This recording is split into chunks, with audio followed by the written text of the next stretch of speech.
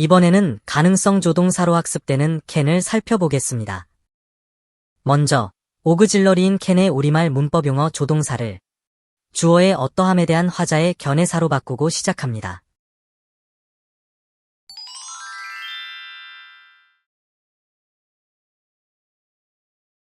캔은 능력을 말해주는 기능어로서 오그질러리로 작용합니다. 그리고 우리말 할 수 있다 라는 의미로 광범위한 사용을 보여주는데 우리말 할 수 있다를 적용해 인지한다면 네이티브 화자의 발화의도대로 의미를 전달받는 것일까요? 예문 1의 캔은 화자의 표현 의도가 능력을 말하고자 한 것으로 보이지만 예문 2의 캔은 해석에 따르면 능력을 말하는 것으로 받아들이기는 애매합니다. 제시된 예문 3과 4처럼 표현 의미를 대립시켜보면 능력으로는 의미 전달이 충분치 않음을 알 수 있습니다. 예문 3에서는 열심히 하면 성공할 것이다로 캔은 가능성을 말하고 있지만 예문 4는 성공하려면 열심히 일하면 된다이며 캔은 해결책을 제시합니다. 또 예문 5, 6, 7 표현들에서처럼 나스 게이 비치가 다르면 나스 부정대상을 어떻게 규정해야 하는 것일까요? 캔이 사용된 구문들을 살펴보며 심층적 역할 기능과 그에 따른 작용 개념을 도출해 보겠습니다.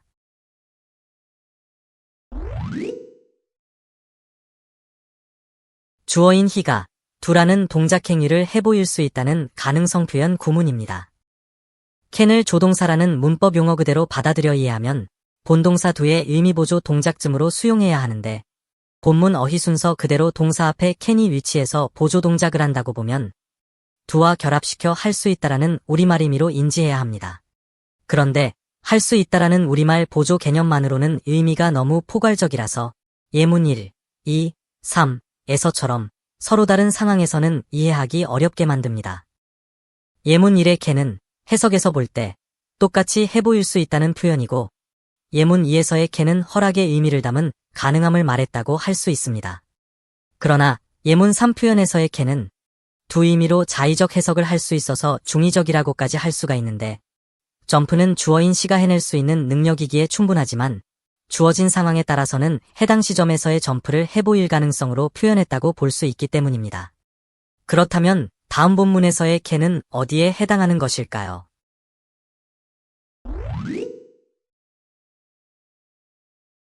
본문 2는 기다릴 수 있다가 아니라 기다리면 된다의 의미로 발화된 구문입니다.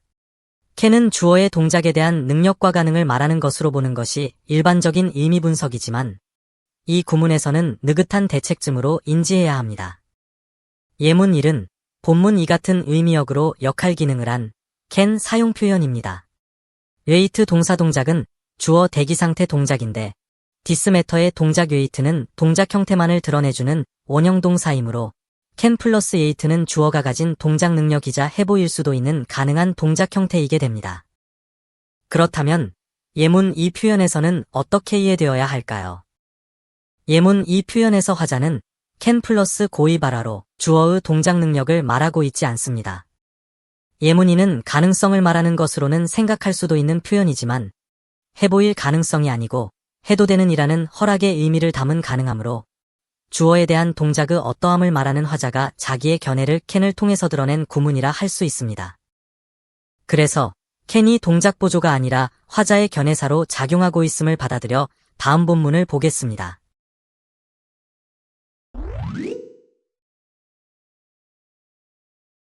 캔이 능력과 가능함의 의미역으로 화자의 견해 삽입 기능을 한다고 보면 이 오그질러리가 문도에 있을 때는 의 의문문으로 작용하게 되는지 이해할 수 있습니다. 본문 3에서의 의문은 주어가 아니라 화자가 하는 것이고 화자의 견해를 드러내주는 것은 캔 같은 오그질러리 기능어들입니다. 주어와 주어가 하는 동작 형태에 따른 상황 모두를 의문의 대상으로 다루기 위해서는 이른바 조동사라는 기능어를 구문의 맨 앞에 위치시켜서 의문문화한다고 이해할 수 있을 것입니다. 이것을 받아들여 제시본문 3의 어휘 나열 구조를 이해해보면 이렇게 됩니다. 이 의문문에 쓰인 he speak English의 speak은 원형 동사이므로 동작 시제가 표현될 수 없습니다. 그래서 캔이 하에 나열되는 he speak English 구문 자체는 단지 화자의 의문에 의해 대상화된 보문수 없는 구문, 즉 상황 설정 구문입니다. 또 이 표현에서의 can은 해도 되는 이라는 허락의 의미를 가지는 가능함이 아니라 해보일 수 있는 가능, 즉 할 줄 아는 가능함입니다. 그렇다면 can은 대상이 되는 동작을 어떻게 다루어 작용하는 것일까요?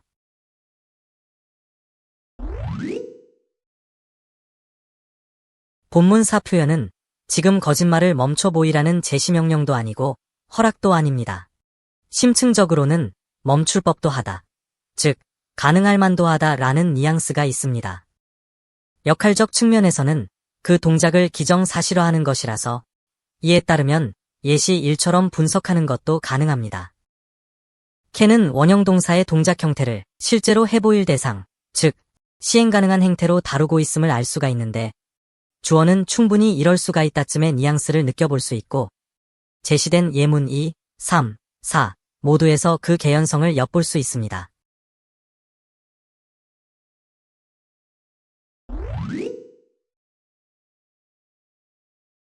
이 본문의 can을 할 수 있다로 해석하면 어딘지 어색함을 느낄 것입니다. 오히려 예문 1, 2 표현처럼 주절과 조건절의 우리말 해석 의미를 뒤바꿀 때가 더 적절해 보입니다. 예문 1 표현에서는 can이 조건절에 있기 때문인지 가능성을 조건으로 하는 자연스러운 해석을 할 수가 있지만 예문 2에서는 조건절의 윌에 의향이 있고 그 의향을 조건으로 하고 있어서 can이 발화되는 주절에는 조건반사적 상황이 표현될 것이므로 can 플러스 ough는 조건을 만족시킬 수 있는 가능한 방법으로 제시된 동작 형태이게 됩니다.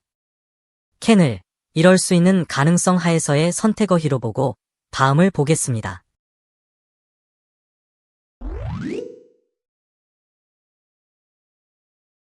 조동사는 동작 형태를 표현하는 원형동사 앞에 화자의견해로 개입하거나 원형동사가 쓰인 상황 설정 구문 앞에 놓여 의문문화하는 작용을 합니다. 본문 6은 can과 본동사 advise 사이에 밭이 개입되어 있는데 조동사와 원형동사 사이에 개입될 수 있는 어휘는 동태의 어떠함이나 동작의 어찌함에만 작용하는 어휘들입니다. not이 부정어로 자연스럽게 사용되듯 밭 역시 의예성으로 작용하면서 의미적으로는 부정어역으로 기능을 하기 때문에 본문 6 같은 삽입이 자연스럽게 적용되어질 수 있을 것입니다. 예문 3에서는 나스 역할 기능이 둘을 안 하는 동작이 되게 하지만 예문 4에서는 바스 역할 기능이 둘을 의의 동작이 되게 해줍니다. 바스 역할 기능에 따른 작용 개념은 안 그래야 하는데 그런 것이며 이어지는 대상 둘을 의미 지정해주는 것이므로 화자가 can에 이어 밭을 발어한 것은 주어의 행위 두가 충분히 의예적일 수 있다는 화자의 견해로 삽입한 셈입니다. 다시 말해서 밭은 작용 의미가 때 플러스 not과 같아서 심층적으로는 단정되는 전제를 두고 이어진 둘을 예상 밖의 결과로 바꿔주는 기능을 합니다. 이에 따르면 두로 표현되는 행위는 일반적 행위라서 의예적이지 않아야 함이 전제된 의예적 행위가 됩니다. 예문 6의 경우는 만약 not이 동사 추즈에 작용했다면 추즈는 하고 안 하고의 의미로 동작 형태가 대조되어야 하는데 해석을 보면 5, 6 두 구문 모두에서 추즈 동작은 하고 안 하고 중에 하고로만 드러날 뿐입니다. 이것은 not 플러스 밭이 이중부정, 즉 긍정이 된 것이라서 그렇다고 할 수 있는데 예문 5에서의 동작 추즈가 의예적이기에 충분함이 전제된 의예적 행위라면 예문 6의 동작 추즈는 전혀 의예적이지 않음이 전제된 의예적 행위가 됩니다. 이 같은 변별 요소를 can의 not 부정과 관련해서 생각해 보겠습니다.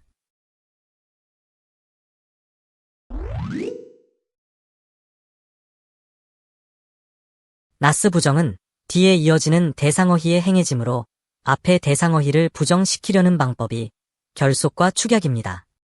따라서 not 위치 변형은 의미 차이를 만들어냅니다.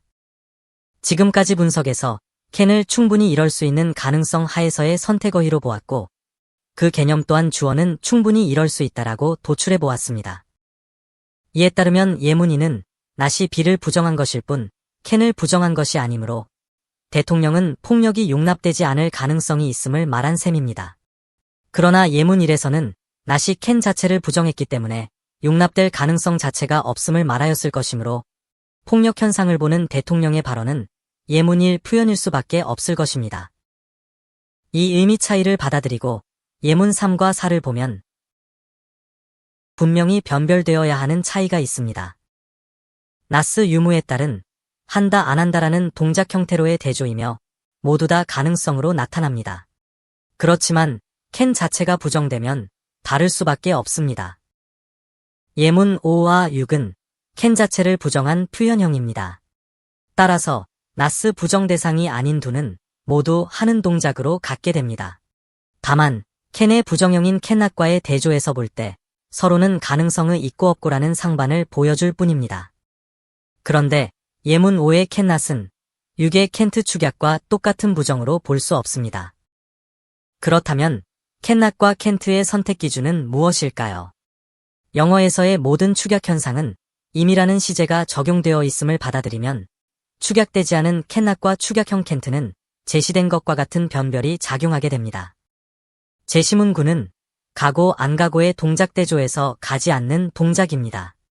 그러나 10은 당면한 가능성 부정이므로 당장의 시제에서의 가능성 부재이고 반면에 11은 경험된 가능성 부정이므로 임의의 시제에서의 가능성 부재입니다. 즉, 캔낫에 의한 부정의 견해가 지금 당면한 판단에 따른 것이라면 캔트에 의한 부정은 벌써 확인된 판단이라고 변별해 둘 수 있습니다. 이와 같은 시제적 적용의 개연성을 다음의 본문에서 확인해 보겠습니다.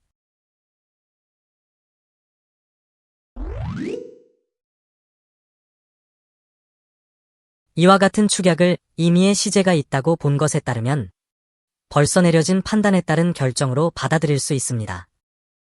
예문 1의 캔낫은 용서할 가능성을 지금의 판단으로 표현하기 때문에 당연하고 예문 2의 쿠든트 축약은 용서할 가능성을 과거의 판단으로 표현해주기 때문에 쿠드의 추정치 시제와 임이라는 축약이 시제가 결합해서 과거적인 시제로 자연스럽게 적용될 수 있을 것입니다.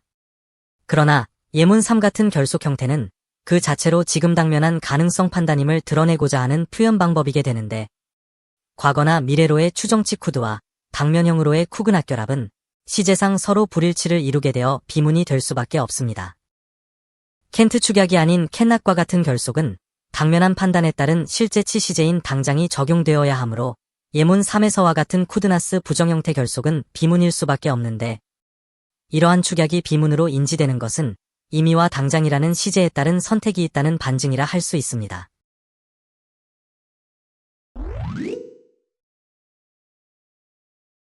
본문구는 쿠드가 아닌 캔이므로 실제치 표현으로서 당면한 판단을 내릴 때이고 손님을 맞이하는 점원의 말투인 점을 감안하면 너무나 자연스럽습니다.